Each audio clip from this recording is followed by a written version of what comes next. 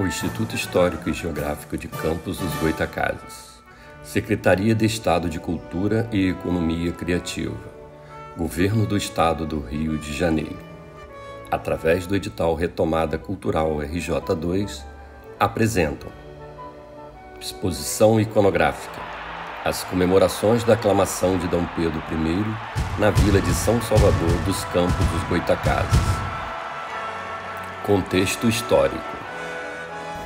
Quando ocorreu a independência do Brasil em 1822, as vilas de São Salvador e São João da Barra formavam o distrito de Campos dos Goytacazes, que pertencia à província do Espírito Santo desde 1753. Com a chegada da notícia da Revolução do Porto em 1820, o processo de independência ganhou maior impulso no distrito, mas colocou em choque os monarquistas contra os liberais, que defendiam a nova Constituição. Foram muitos conflitos e brigas e até tiros de garrucha. Nessa época, a ordem pública era comandada por 3 tenentes liberais, que forçaram a população campista a aderir à causa dos revoltosos de Portugal e jurar a nova Constituição. Eles queriam, na verdade, criar em Campos, no ano de 1821, a primeira vila constitucional, com autonomia sobre a corte. A reação dos monarquistas veio em 19 de abril de 1822, quando se uniram ao brigadeiro José Manuel de Moraes e caçaram os comandantes liberais. Esse militar tinha sido enviado pelo príncipe D. Pedro para apaziguar os conflitos na vila. A Câmara logo remeteu carta à corte, informando que a ordem no distrito tinha sido restabelecida e que estavam todos alinhados à causa da independência. Aproveitaram, obviamente, também para pedir que a vila voltasse a fazer parte da comarca do Rio de Janeiro, fato que só veio ocorrer em 1832.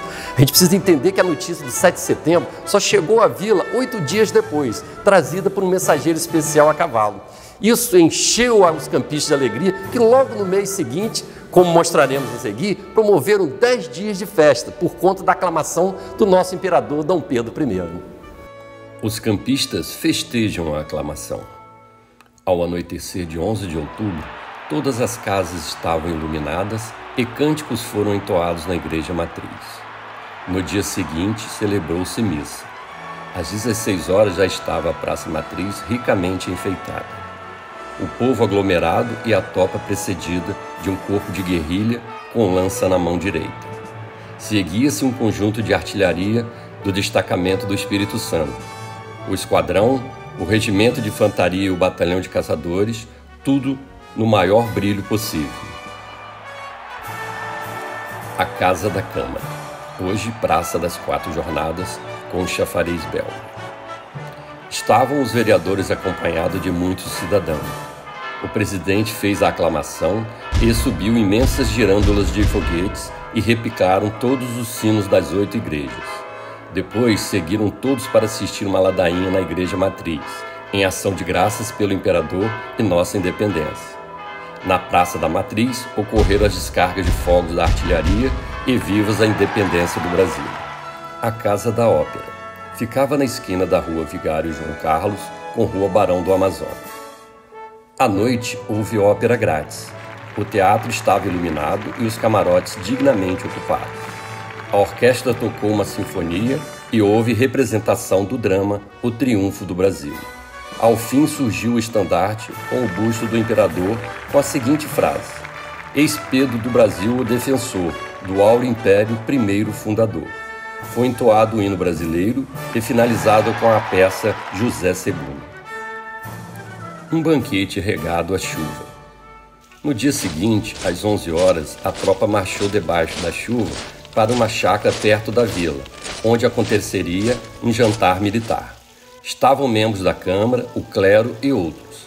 Apesar do mau tempo, houve salvas de artilharia, foguetes e um brinde à saúde do nosso imperador. A cavalhada na praça principal. Nos dias 13 e 14 também houve ópera. Nos dias 15 e 16 apareceram galantes máscaras e várias danças típicas. Nas tardes dos dias 17 e 18 houve excelentes cavalhadas, figurando combates entre mouros e cristãos, feitas por moradores locais. A fé do povo campista. No dia 19 houve festa da Igreja Matriz e procissão pelas ruas principais da vila com grande acompanhamento. Nessa noite houve ópera E no dia 20, apesar da chuva, houve grande queima de fogos, onde foi exibido um estandarte com o busto de Sua Majestade Imperial. Os estandartes comemorativos. Na fachada da Câmara foi exibido o busto de Sua Majestade Imperial, tendo ao seu lado os emblemas das artes e ciências. O vigário apresentou outro estandarte com o busto de Sua Majestade, tendo aos seus pés Portugal, na figura de um velho com os olhos vendados, desfeito em pranto, com a inscrição: "O luso reino em pranto se desfaz, e te pede humilhado a doce paz." Em outro, apresentava o velho janeiro sentado, apontando para a barra por onde entravam algumas embarcações, tendo a inscrição: "O comércio que o mundo todo gira, a novos planos com tal bem aspira." A fonte histórica para a realização desse trabalho é o relato publicado pelo brigadeiro José Manuel de Moraes no jornal Gazeta do Rio, de 23 de novembro de 1822.